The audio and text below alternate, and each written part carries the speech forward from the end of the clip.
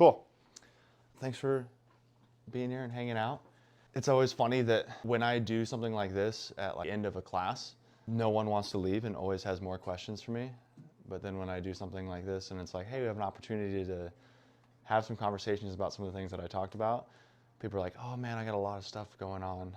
I get it, it's a Saturday, it's not right after a class. So thanks for being here. Hopefully we learn a couple of things. These are some of the bigger topics that we're gonna talk about, but goal getting out of this is understanding a little bit more, maybe for explaining for another athlete or somebody that you would like to do CrossFit, but you're like, I don't really know how to explain why they should do something like this. Hopefully this gives you a little bit more information on how to explain something like that. And then also maybe it helps you as an athlete better understand how to approach training in here, or why you're approaching training, or giving you a different approach for your training. So we'll talk about 3 different reasons for why CrossFit helps people lead more fulfilling lives. And the first one is fitness. And the biggest thing that I'll talk about is the sickness, wellness, fitness continuum. Have you guys seen the sickness, wellness, fitness continuum before or heard about it? No. All right. Yes? No? Have you heard about it? Maybe in one of your videos? Maybe. It's usually a video that I try to send to people when they're brand new. We're going to talk about the other side of it today. So typically I talk about a lot of the health metrics, and I don't really talk about the fitness side of the sickness, wellness, fitness continuum, but there are really strong correlations between the health, medical side and the fitness side. That doesn't always mean that there are causations, that the fitness is causing these things, but there are really heavy correlations between the two, meaning that if one is true, the likelihood that the other is true is very, very high. So let's talk about a couple of different things. Starting out in the wellness category, what are some physical competencies that somebody who is well looks like? And I'm gonna write down a couple, and then maybe you guys can think of or come up with a couple as well. The first one that I think of is somebody who runs a 1 mile in 10 minutes. A 10-minute mile is somebody who's not crazy fit. They're also not far over on this left side. This is somebody who probably jogged or ran most of the time. Maybe they walked a little bit of it, but maybe they were jogging for most of it. Does that make sense? There we go. Which is well, right? This is somebody who's well. Things are going good for this person. Another thing that I can think of that would be a normal range for somebody would be something like a deadlift at somebody's body weight. If you could pick up what you currently weigh off of the ground, that would be normal or in the wellness category. Can you guys think of anything else that might correlate to somebody that is well? Could be a rowing thing, it could be a running thing, it could be a weightlifting thing. If you could think of a benchmark workout, maybe we could think of a time for a benchmark workout. You guys think of anything else? These are 2 good metrics that I like to use. So let's stick with these, and then we'll go left side and right side with these. If somebody was in this sickness category, in the sickness category on the medical side are typically people that are dealing with some sort of chronic illness. Could be one or could be several chronic illnesses, right? Things like cardiovascular disease, coronary heart disease, osteoporosis, high blood pressure, hypertension, diabetes, things like that, chronic conditions. Physical capacities on this side might look something like this. For a 1 mile run, looks like a 15+ minute mile. This is somebody who's maybe walking most of that 1 mile. Maybe there's a mix of walking and maybe there's a mix of running as well. Does that make sense? Same thing with a deadlift. In relation to someone's own body weight, something like this might look like half of their body weight, right? If somebody can only pick up half of their body weight up off the ground in a deadlift, I'm thinking, hey, there might be other things that are correlated with what's going on with their physical capacities, all right?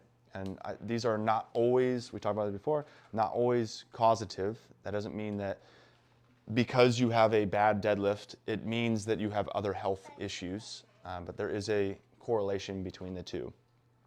And I could be thinking, if these are the things that I get to see inside the gym, right? I don't get to see your blood pressure. I don't get to see your blood glucose. I don't get to see your bone density. I don't get to see your A1C levels, your body fat percentage. That's actually not true. I can see your body fat percentage. But those are less of the things that I get to see, and these are the things that I do get to see. So I can see somebody that's over on this side and make some assessments about that person. Let's look at the other side of this fitness side. What do we think, now that we've seen this, what do we think somebody who's fit, what do we think their mile run would be? Great, 6 to 8 minutes on a mile run, right? What about a deadlift? What do we think somebody who's fit, what do you think their deadlift would look like? Yeah, I think double to even triple body weight. 2 times to 3 times body weight. This is the opposite direction, right?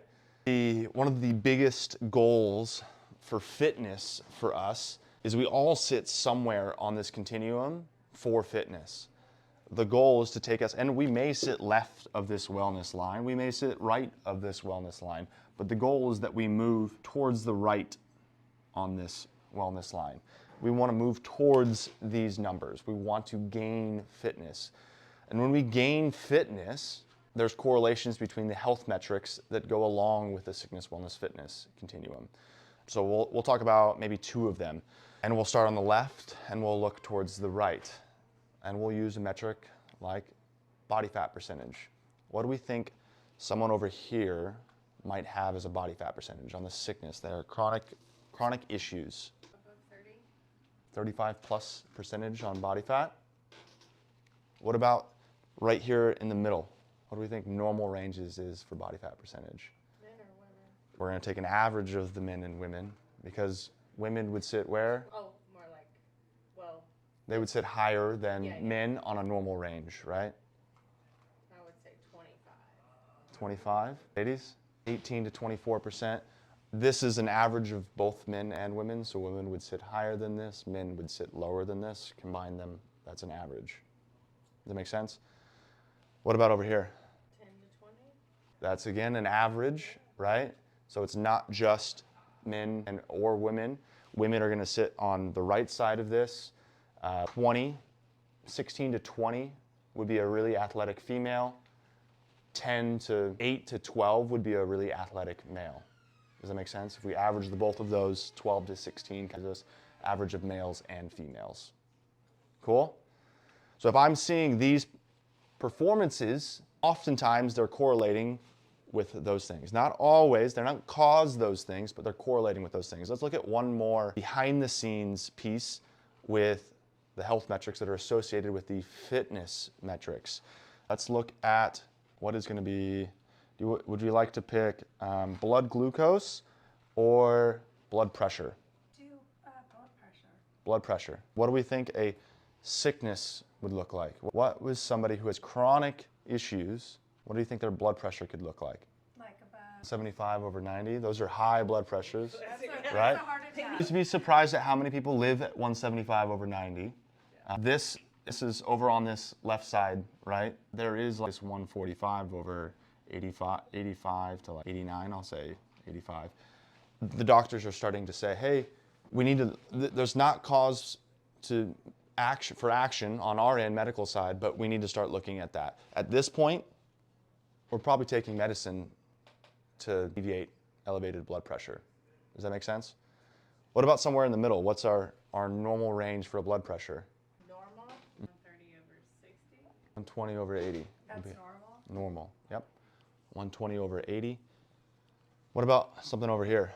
I don't know. I've never been over there. 110 over 60.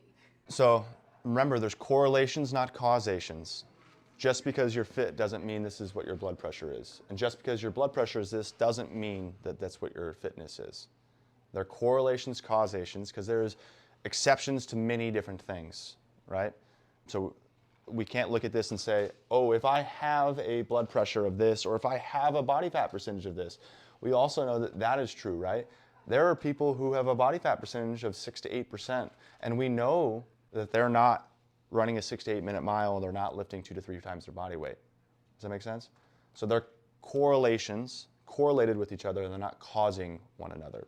105 over 70, much lower than 70%. We see this with elderly populations. Often we see decreasing as we age, decreasing blood pressure with a decreasing blood pressure much below 60. You're looking at stuff like syncope or fainting, right? You're not able to keep enough blood pressure to get blood to your head.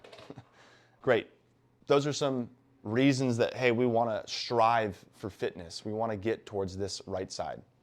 Make sense? Because they will correlate, not cause, they will correlate with the other health metrics that we would like to see. Cool. The next reason why CrossFit will change your life / is fulfilling is because of the community aspect. And I've got 5 different things written down.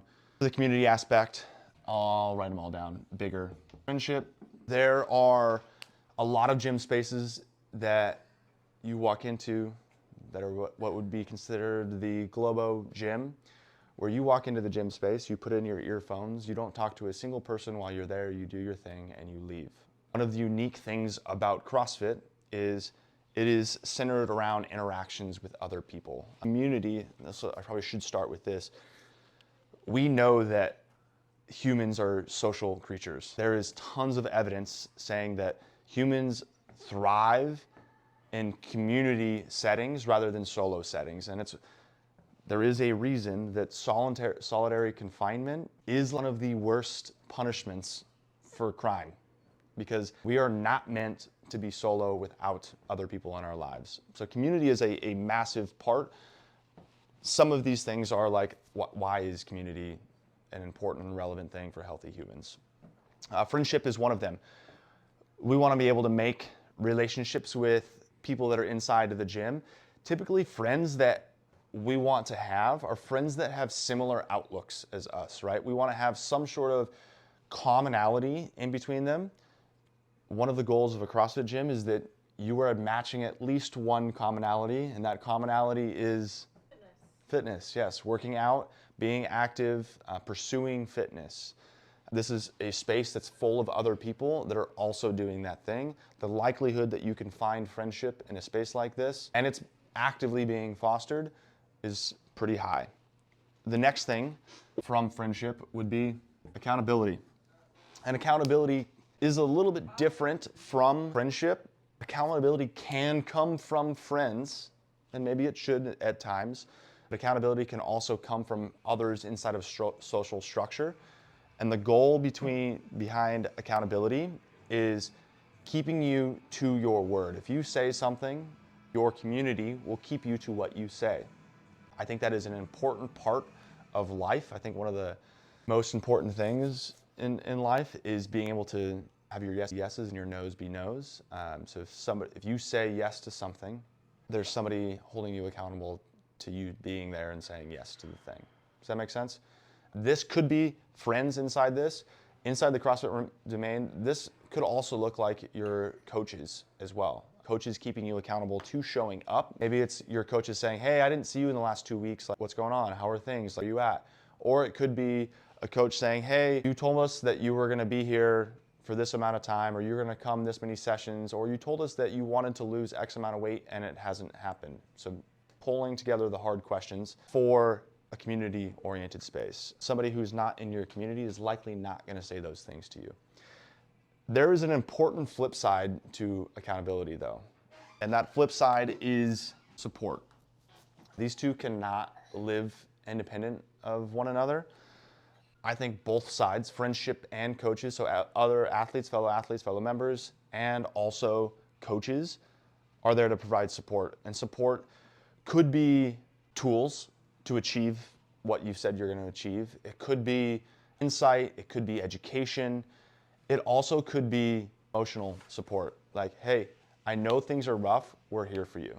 Hey, I know it's hard, keep your head up. It could be words of affirmation, it could be a number of things. But support is just as important as accountability.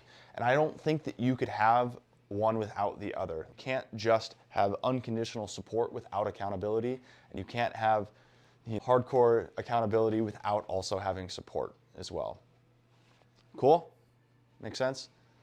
The next 2 things would be social life.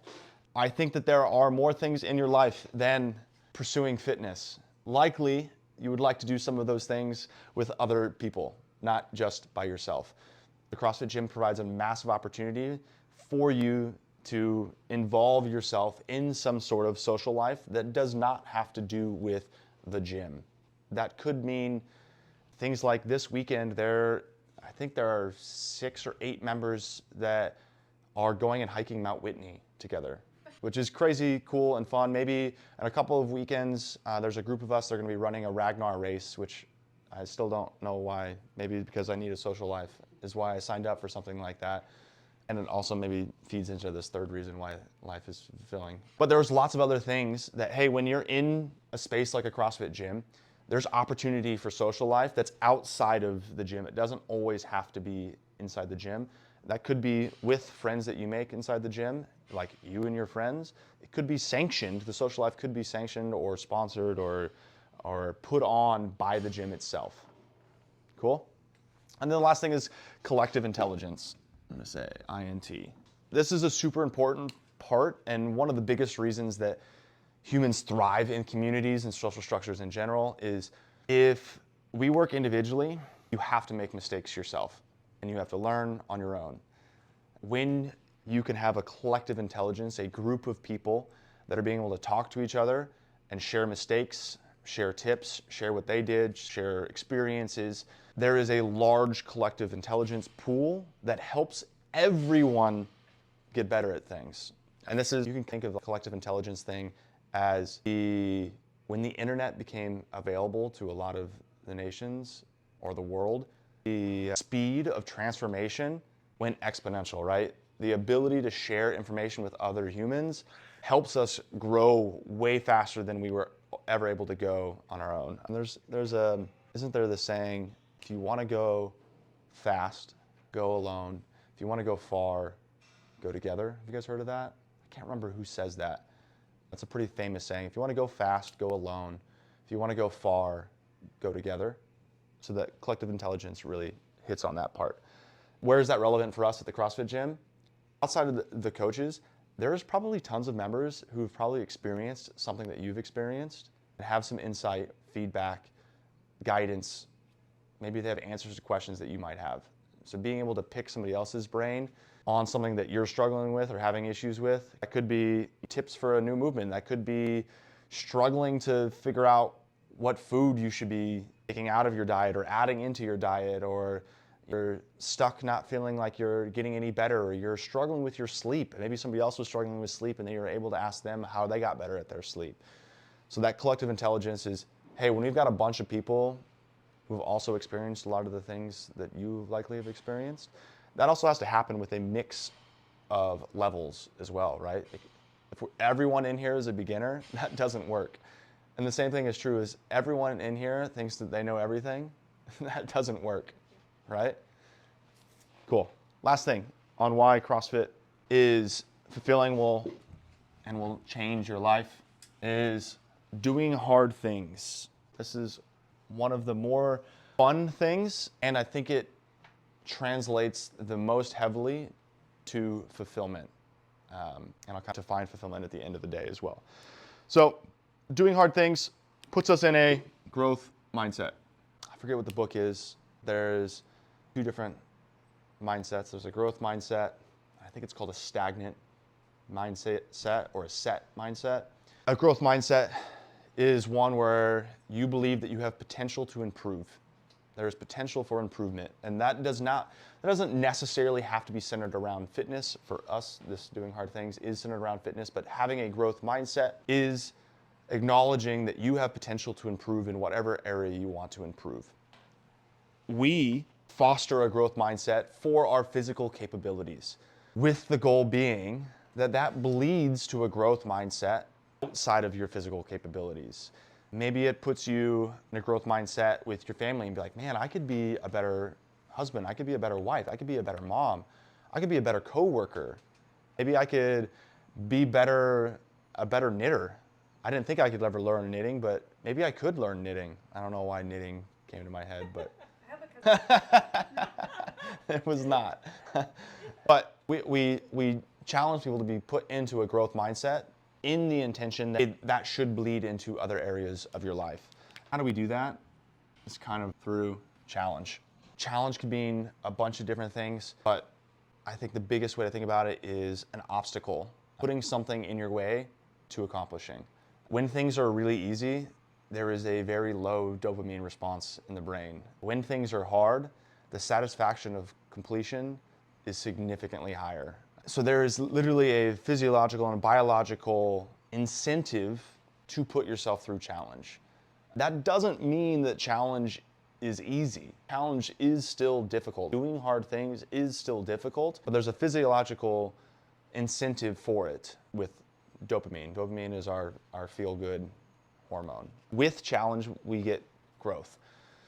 The growth, there's something called a general adaptation syndrome. It's something that I've talked about on one of our podcast episodes.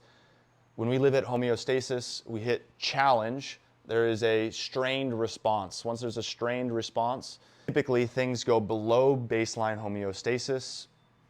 Then there's an opportunity for compensation, getting back to baseline, overcompensation, past baseline, and a new leveling off. And what happens from that is growth. But if we don't ever elicit a challenging stimulus, the below baseline compensation, overcompensation never takes place. So it is impossible to hit growth without the stress. Next thing I want to talk about is competence and confidence. These two things are typically intertwined with growth. I talk about this in that intro conversation as well. One of our big goals is that you become more competent in the movements that you do. And through that competence, you get more confident doing them.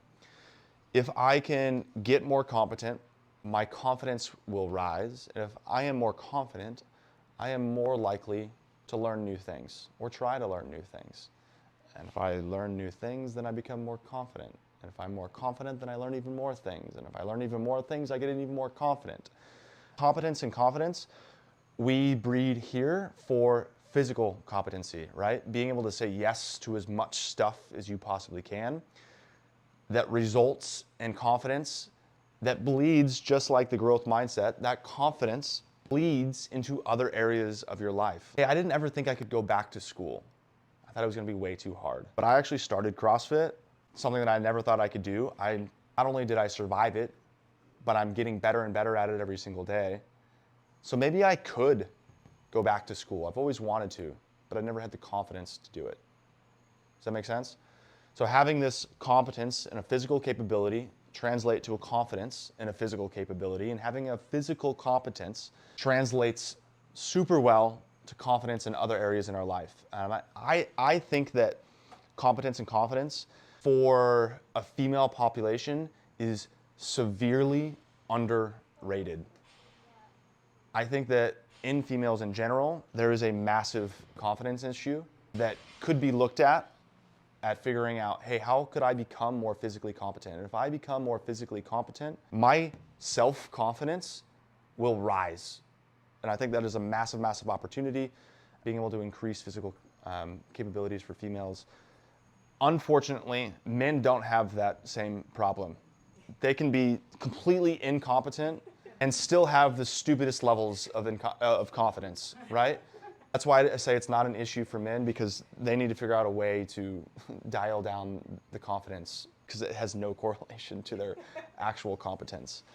Maybe one of the things that CrossFit does do for men and is good for men that they need to work on is it puts glaring holes in competence, right? And it forces men to actually step back and say, I can't have blind confidence in my abilities.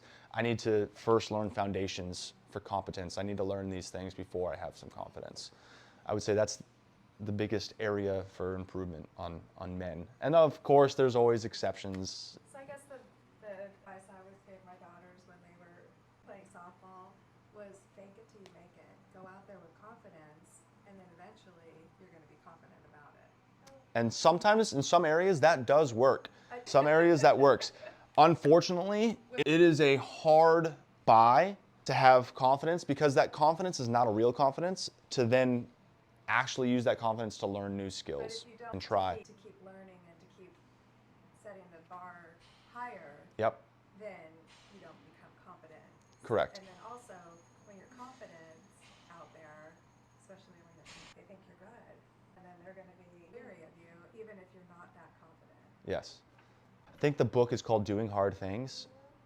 I'd have to look up the title. There is this really huge sense of like, tough it out, fake it till you make it, that works for some of the population. But when we do that, we also have to provide appropriate tools, because you can only fake it till you make it Absolutely. for so long. Great. Two different, Yeah. I understand what you're Absolutely. Cool. Love it. The last couple of things, extreme ownership over what's happening inside your life. I think when you put yourself in a growth mindset and you put challenge in front of yourself, because sometimes, like, I'll start with this. This challenge is chosen challenge, right? No one's forcing you to be here. In fact, you're paying to be here. So no one is forcing this challenge on you, this physical challenge on you. But when we do that, we know that there's going to be other challenges in life that are not chosen. And we're able to attack or handle non-chosen challenges a lot better if we've had chosen challenges. What does that have to do with extreme ownership?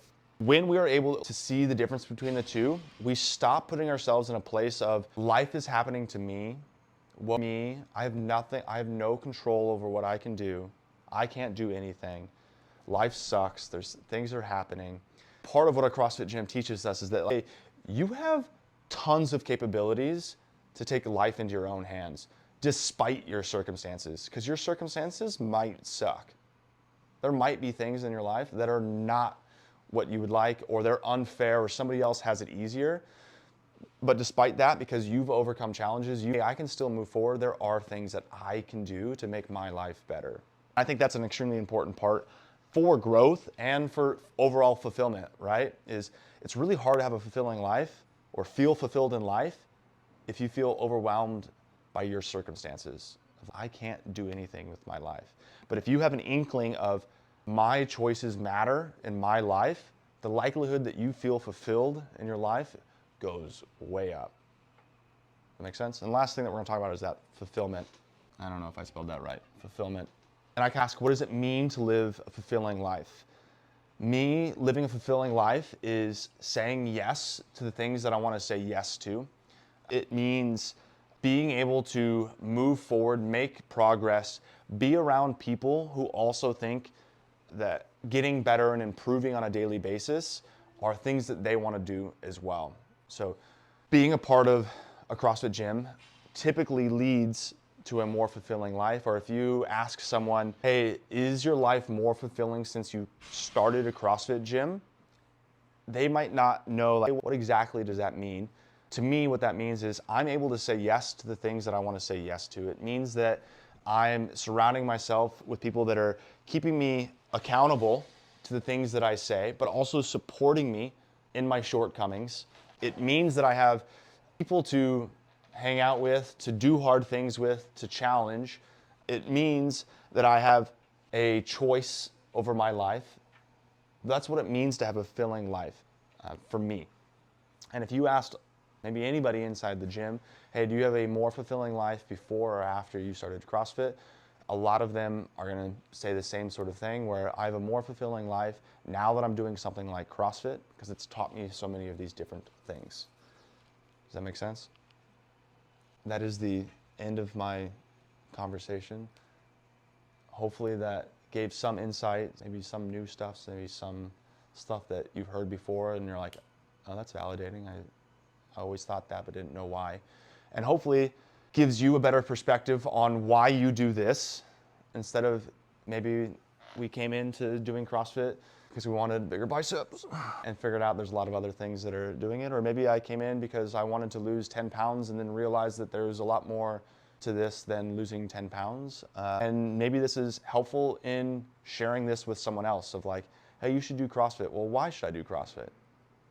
Oh, well, because you can build friendships, because people are there to support you and keep you accountable, and to have a social life, and to grow your competence and confidence in things.